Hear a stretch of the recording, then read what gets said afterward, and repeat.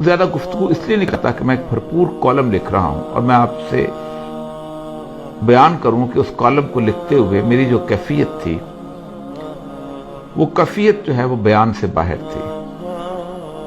میں کالم پڑھ کے سنا دیتا ہوں اس لیے کہ اس کالم کے بعد میرے پاس کوئی اور لفظ ایسے نہیں بچیں گے کہ میں اس تقریر پر تبصرہ کر سکوں۔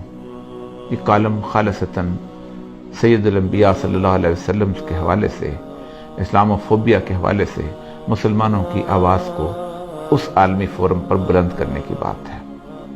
باقی تمام مسائل جو ہیں وہ اور طریقے سے حل ہوتے ہیں، لیکن اسلام فوبیا یا رسول اللہ صلی اللہ علیہ وسلم کی گستاخی جو ہے یہ زبان و بیان کا مسئلہ تھا، اور اس کا مقابلہ بھی زبان و بیان سے اور کاغذ و قلم سے ہو سکتا تھا، اور وہ انتہائی خوبصورتی کے ساتھ کیا گیا۔ میں آپ کو کالم آپ کی نظر کرتا ہوں، یہ انشاءاللہ العزیز آپ اخبارات میں بھی پڑھ لیں گے، لیکن میں یہ خراج عقیدت ہے جو عمران خان صاحب کو دینا چاہتا ہوں۔ 31 اکتوبر 1929 کو غازی علم الدین شہید کو اس میاں والی کے علاقے میں جیل میں تختہ دار پر لٹکایا گیا، جہاں سے عمران خان کے دودھیال کا بھی تعلق ہے۔ لیکن کس قدر حیرت کی بات ہے کہ اس عاشق رسول کے آباء اجداد میں سے بابا لہنا نے جب اسلام قبول کیا تو اس نے لاہور کے سرحدی علاقے برکی ہڈیارہ میں آ کر ٹھکانہ بنایا۔ یہ وہی برکی ہے جو عمران خان کا ننہال ہے۔ مجھے کوئی مماثلت نہیں ڈھونڈنی، میں تو حیرت میں گم آج سے 90 سال قبل آنکھوں میں آنسو لیے علامہ اقبال کے اس چہرے کو اپنے تصور میں لا رہا ہوں جو غازی علم الدین شہید کو لحد میں اتارتے ہوئے ہچکیوں سے رو رہا تھا۔ میاں والی میں شہید کو دفن کرنے کے بعد جب مسلمانوں کا ایک وفد علامہ محمد اقبال، سر محمد شفیع اور مولانا ظفر علی خان کے ساتھ گورنر پنجاب سے ملا اور غازی علم الدین کے جسد مبارک کی حوالگی کی درخواست کی تو اس یقین دہانی پر مان لی گئی کہ امن عامہ کی ذمہ داری آپ لوگوں پر ہی ہوگی۔ 15 دن بعد لاہور کی تاریخ نے ایک خیرہ کن منظر دیکھا۔ غازی علم الدین کا جسد مبارک ایسا تر و تازہ تھا کہ چہرے پر غسل کے پانی کے قطرے چمک رہے تھے، یوں لگتا تھا جیسے ابھی بھی غازی علم الدین شہید وضو کر کے آئے ہوں۔ لاہور کی تاریخ کا سب سے بڑا جنازہ 5.5 میل طویل، کون تھا جو اس سعادت سے محروم رہتا؟ شہید کو لحد میں مولانا دیدار علی شاہ اور علامہ اقبال نے اتارا۔ میت کے سرہانے کھڑے آنسوں سے تر اس عاشق رسول اندلیب باغ حجاز اور پروانہ رسالت علامہ اقبال نے کہا، ترخان کا بیٹا آج ہم پڑھے لکھوں سے بازی لے گیا اور ہم دیکھتے ہی رہ گئے۔ ہر وہ شخص جو سید الانبیاء کے ناموس اور حرمت سے محبت کرتا ہے، اس کی کیفیت اس وقت بالکل ویسی تھی جب عمران خان عالمی فورم پر سید الانبیاء صلی اللہ علیہ وسلم سے مسلم امت کی والہانہ محبتوں کا اظہار کر رہا تھا۔ ایسے میں میرے پاس اسے نظر کرنے کے لیے آنکھوں میں ڈبڈباتے ہوئے آنسوؤں کے سوا کچھ نہ تھا۔ کون ہے جس کا دل زخمی نہیں ہے؟ کس کی راتیں سالوں سے بے خوابی میں نہیں گزرتی کہ اس کے پیارے رسول صلی اللہ علیہ وسلم کی شان میں روزانہ گستاخی ہوتی ہے اور وہ بے بس و لاچار ہے، اس کے بس میں کچھ نہیں۔ وہ پکار کر بتانا چاہتا ہے کہ میں اس مدینے والی سرکار سے اپنی ماں، باپ، بہن، بھائی اور اولاد سے زیادہ محبت کرتا ہوں، اور یہ میرا آخری سرمایہ ہے، یہی میرے ایمان کی جمع پونجی ہے۔ لیکن اس کی آواز سدا بصہرا ہے۔ وہ کوئی مولوی ہے تو بس جمعہ کے خطبے میں آواز بلند کر لیتا ہے، کسی تحریک کا سربراہ ہے تو جلوس نکال لیتا ہے، دھرنا دیتا ہے، مفتی ہے تو فتویٰ دیتا ہے، کالم نگار دانشور ہے تو کالم لکھتا ہے، ٹی وی پر گفتگو کرتا ہے۔ لیکن یہ سب مل کر بھی اپنی آواز گستاخان رسول اور اسلام دشمنوں تک نہیں پہنچا سکتے، اور نہ ہی ان کو عالمی سطح پر اس طرح لاجواب کر سکتے ہیں جس کا موقع اور استحقاق میرے اللہ نے عمران خان کو عطا کر دیا۔ میں تو مالک کائنات کی فرما روائی کا اس حد تک قائل ہوں کہ کوئی پتا بھی اس کی مرضی کے بغیر نہیں ہلتا ہے۔ یہ کیسے ہو سکتا ہے کہ عمران خان کو ناموس رسالت کے لیے آواز بلند کرنے کی توفیق منشاء الہی کے بغیر ہوئی ہو؟ یہ تو انتخاب ہے اور مجھے اس پر صرف رشک کرنا ہے۔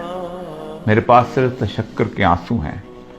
اقوام متحدہ کے 193 ممبر ممالک کے جمع غفیر میں 57 مسلمان ریاستوں کے سربراہ ہیں، اور ان میں سے اللہ نے میرے ہی ملک کے سربراہ کو یہ توفیق عنایت کی۔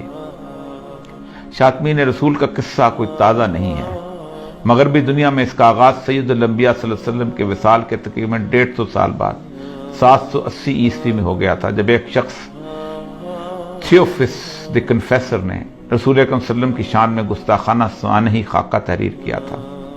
یہ واحد شخص ہے جسے اپنے زمانے کے عیسائیوں کے دونوں بڑے گروہ یعنی رومن کیتھولک اور مشرقی آرتھوڈاکس نے 12 مارچ 817 میں اس کی موت کے بعد اسے ایک قابل احترام سینٹ کا درجہ دیا اور اسے پوری عیسائیت کا مشترکہ راہب قرار دیا۔ اس ملعون کی موت کے بعد سے آج تک یعنی 1200 سال تک مغربی دنیا کی پوری علمی تاریخ اسلام دشمنی، اسلام فوبیا اور سید الانبیاء صلی اللہ علیہ وسلم کی گستاخیوں سے بھری ہوئی ہے۔ کوئی بڑا مورخ اٹھا لیں، آپ کو اس کی تحریروں میں اسلام اور سید الانبیاء صلی اللہ علیہ وسلم سے نفرت ملے گی۔ یہ نفرت اور تعصب ان کی تحریروں میں اتنا واضح ہے کہ وہ تکلیف دہ حد تک جھوٹ بولنے سے بھی گریز نہیں کرتے۔ آپ کوئی بڑا نام لے لیں، William Muir, Margoliouth, Max Weber, doctor Sprenger, Toynbee, sir Hamilton Gibb, Montgomery Watt, Thomas Carlyle, غرض ایک لمبی فہرست ہے جس میں ہر کسی نے ہر صدی میں اس جرم میں حصہ ڈالا۔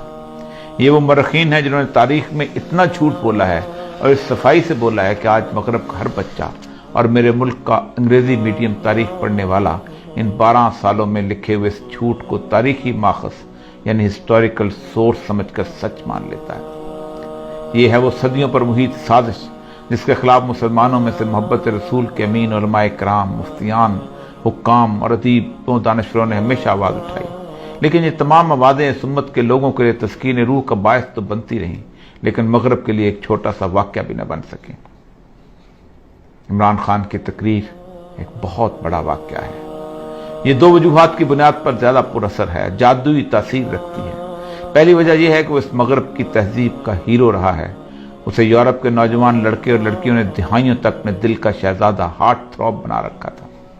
ایسا شخص جب میرے آقا سرکار دو عالم صلی اللہ علیہ وسلم کی ناموس کا پرچم اٹھاتا ہے تو پھر مغرب سوچنے پر مجبور ہو جاتا ہے، ان کا یقین ایسی تمام جھوٹی تحریروں پر متزلزل ہو جاتا ہے اور وہ اصل اسلامی ماخذ کی طرف رجوع کرتے ہیں۔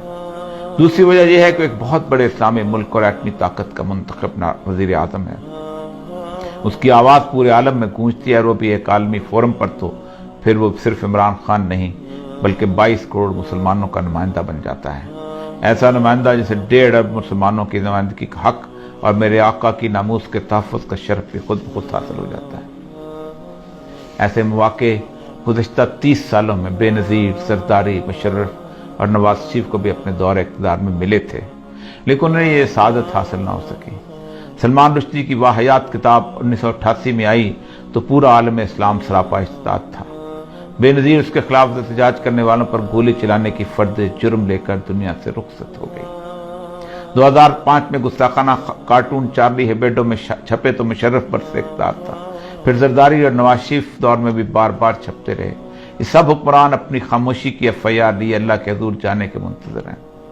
ہر ایک کو اقوام متحدہ کا یہ فورم میسر آیا، سب نے تقریریں کی لیکن ان کی زبانیں گنگ رہیں، کسی کو اللہ نے یہ قوت گویائی نہ دی تھی۔ علامہ خادم حسین رضوی صاحب کے خلاف جب سپریم کورٹ میں خفیہ ایجنسیوں نے رپورٹ جمع کرائی تو لکھا کہ اولیاء مقبول جان انہیں اخبارات اور TV پر بہت سپورٹ کرتا تھا۔ میں نے فرد جرم کے جواب میں کہا تھا، ناموس رسالت کے لیے اگر بدترین ڈاکو اور بدنام ترین ڈاکو بھی کھڑا ہوگا تو میں اس کی جوتیاں اٹھاؤں گا۔ اس وقت عمران خان کی تقریر کے خلاف بولنا یہ ثابت کرے گا کہ آپ کو ناموس رسالت سے نہیں بلکہ اپنے نفس کی ریاکاری سے محبت ہے۔ میری حالت تو اقبال کے آنسوؤں سے بھیگے چہرے والی ہے کہ ساری زندگی ناموس رسالت پر لکھتے بولتے رہے اور ایک مغرب زدہ کھلاڑی بازی لے گیا۔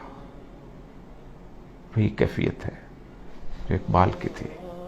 میرے پاس ان ٹپٹپاتی آنکھوں میں آنسوؤں کے سوا کچھ نہیں ہے، شاید اس راستے میں یہ قبول ہو جائے۔